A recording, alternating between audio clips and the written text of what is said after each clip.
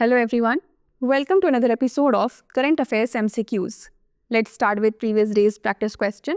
The question was, the Focus LAC program is often seen in the news in the context of strengthening bilateral relations between India and Scandinavian countries, trade promotion initiative to strengthen trade ties with Latin America, addressing border infrastructure and connectivity issues along the line of actual control, or enhancing military cooperation between India and Bangladesh.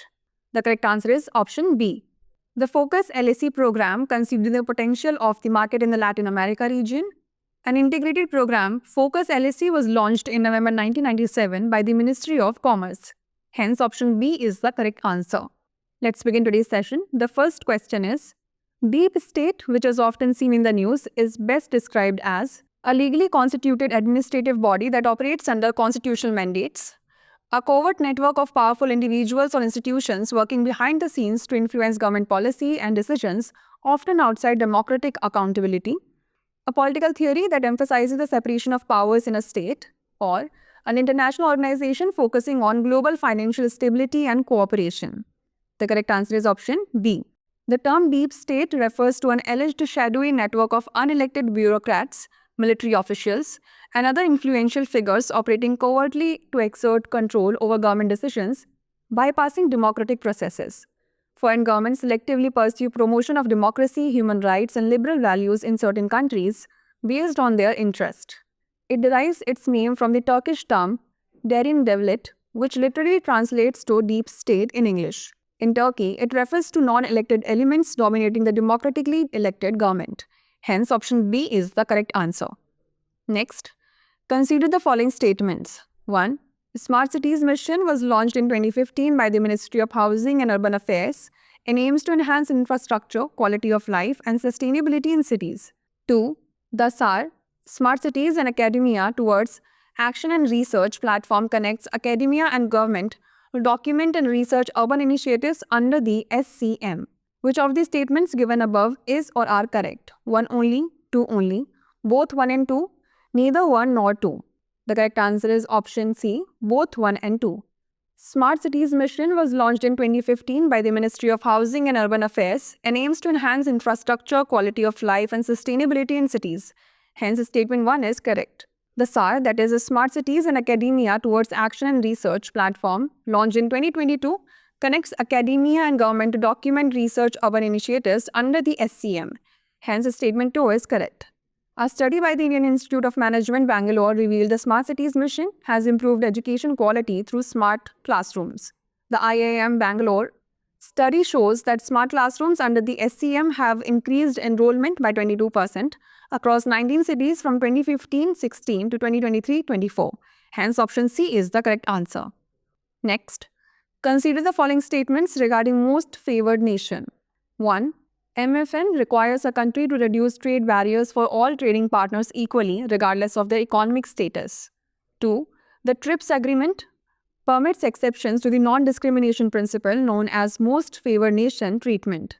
Which of the statements given above is or are correct? 1 only, 2 only, both 1 and 2, neither 1 nor 2.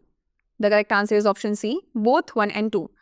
Most favored nation means that whenever a country reduces a trade barrier or opens a market, it must do so for the same goods or services from all its trading partners, regardless of their economic status. Hence, statement 1 is correct.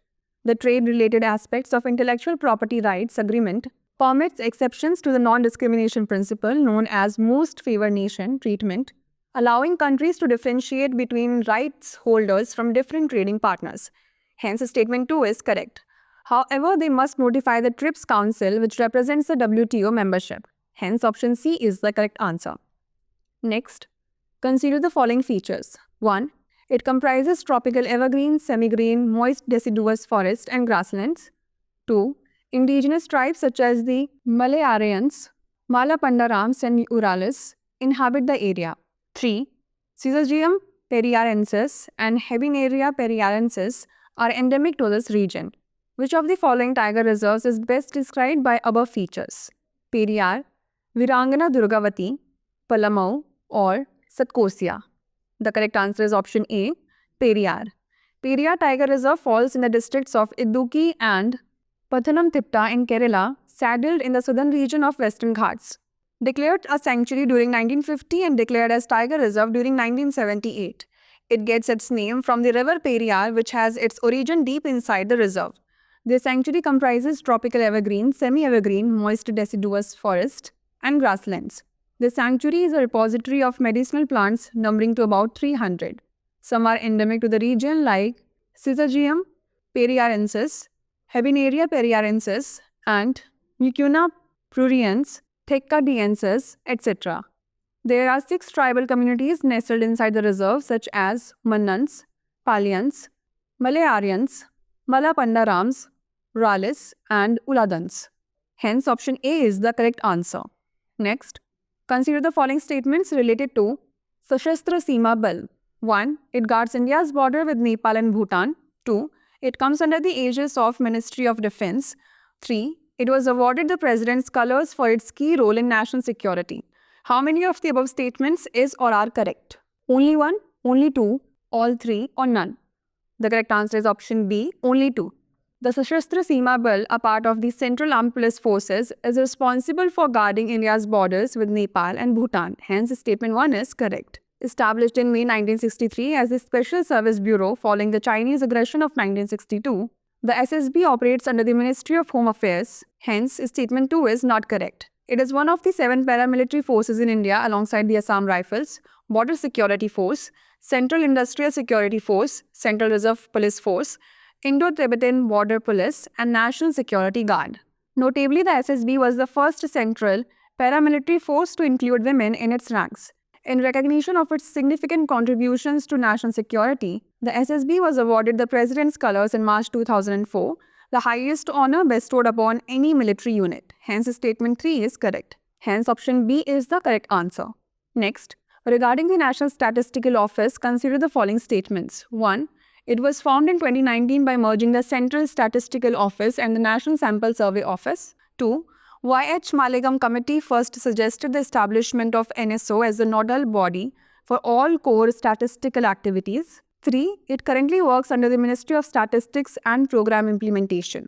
How many of the statements given above is or are not correct? Only one, only two, all three, none. The correct answer is option A, only one. National Statistical Office was formed in 2019 by merging the Central Statistical Office and the National Sample Survey Office. Hence, statement 1 is correct. Srangarajan Committee first suggested the establishment of NSO as the nodal body for all core statistical activities. Hence, statement 2 is not correct. The Y.H. Maligram Committee, established by the Reserve Bank of India in February 2018, was tasked with addressing rising fraud incidents, audit effectiveness, and bad loan classification. It currently works under the Ministry of Statistics and Program Implementation. Hence, statement 3 is correct. Hence, option A is the correct answer. Next, regarding the H-1B visa program, consider the following statements. 1. It allows American employers to hire immigrant workers in occupations that require a high level of skill and at least a bachelor's degree. 2. An H-1B visa can be issued for a maximum of 6 years at a stretch, after which the visa holder has to leave the US for a period of at least 12 months before returning. Which of the statements given above is or are not correct? 1 only, 2 only, both 1 and 2, neither 1 nor 2. The correct answer is option D, neither 1 nor 2. H-1B visa program allows American employers to hire immigrant workers in occupations that require a high level of skill and at least a bachelor's degree, according to the US Department of Labor. Hence, statement 1 is correct. An H-1B visa can be issued for a maximum of 6 years at a stretch, after which the visa holder has to either leave the US for a period of at least 12 months before returning or apply for and receive permanent residence. Hence, statement 2 is correct. Hence, option D is the correct answer. Next, consider the following statements. Statement 1. The farm sector employs more than 40% of the country's workforce. Statement 2. In the PM Kisan scheme, about 10 crore farmers are given Rs 6,000 per annum to meet their immediate working capital requirements. Which one of the following is correct in respect of the above statements? Both statements are correct and statement 2 is the correct explanation for statement 1. Both statements are correct and statement 2 is not the correct explanation for statement 1. Statement 1 is correct but statement 2 is incorrect. Statement 1 is incorrect but statement 2 is correct. The correct answer is option B. The farm sector employs more than 40% of the country's workforce, hence statement 1 is correct. In the PM Kisan scheme, about 10 crore farmers are given Rs 6,000 per annum to meet their immediate working capital requirements. Hence, statement 2 is correct. Both statement 1 and statement 2 are correct, and statement 2 is not the correct explanation for statement 1. Hence, option B is the correct answer. Next, regarding capital expenditure, consider the following statements. 1. It refers to the funds allocated by the government for the acquisition and construction of physical assets such as infrastructure, buildings, machinery, and equipment. 2. It is considered to be productive and growth enhancing as it adds to the productive capacity of the economy and generates income and employment in the future. Which of the statements given above is or are correct? 1 only, 2 only, both 1 and 2, neither 1 nor 2. The correct answer is option C, both 1 and 2.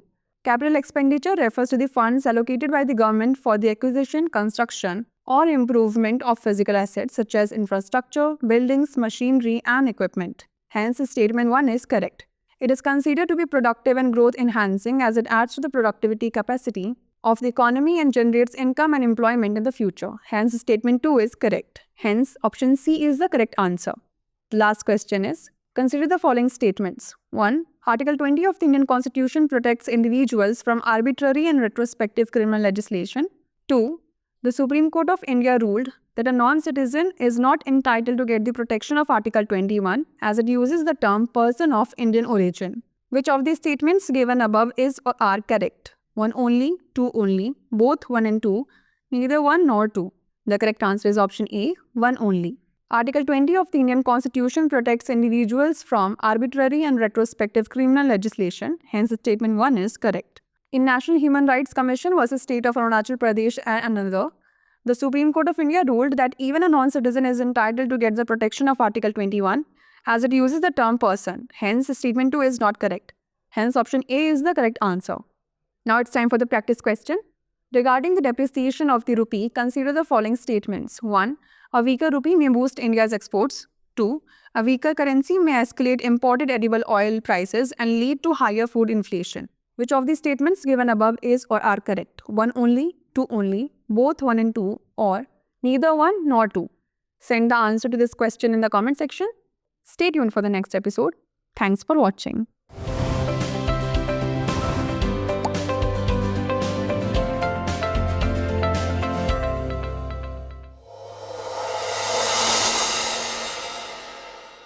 For more informative content, like, share and subscribe, and do not forget to press the bell icon to get the notifications.